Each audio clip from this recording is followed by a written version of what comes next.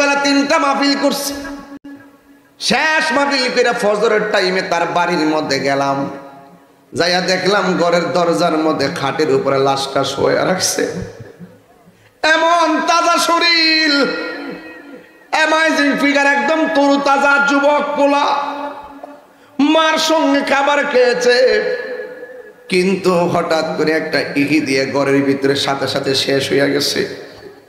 ও যুবক নিঃশ্বাসের কোনো বিশ্বাস নাই।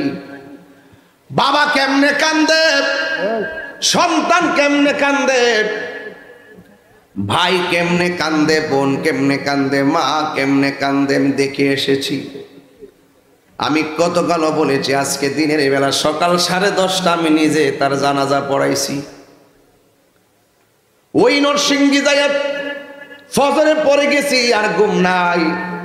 জানাজার নামাজ নিজে পড়াইয়া, রৌদ্রের ভিতরে নামাজ পড়াইয়া নিজের হাত দিয়ে মাটি দিছি। এরপরে সেখান থেকে ডাইরেক্ট আপনাদের মাহফিলে এসেছি। আমার গতকাল যেই কথাটা হয়েছে বোঝানোর জন্য বলছি। ছেলের বাবা বলতেছে আমারে, কয় বাজান, আমার 2 ছেলে 2 মেয়ে।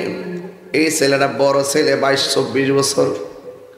এই ছেলেটারে আর ঘরের সামনে কবর দিতে চাই। আমি বললাম না না, ঘরের সামনে দিও না, কবর দেখলে তোমার মায়া লাগবে, সন্তানের জন্য তুমি কান্নাকাটি করবে, এই কান্নাটা সন্তানের জন্য ভালো না। সন্তানকে গুরুস্থানের মধ্যে গুরুস্থানে কবর দাও।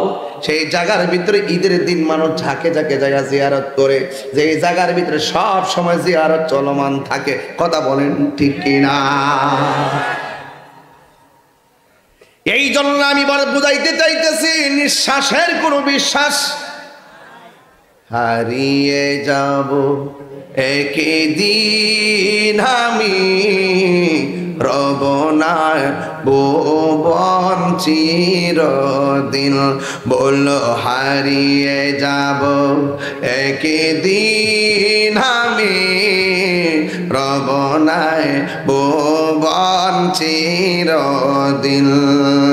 ক্ষমা করে দিও তোমরা আমায়, বলো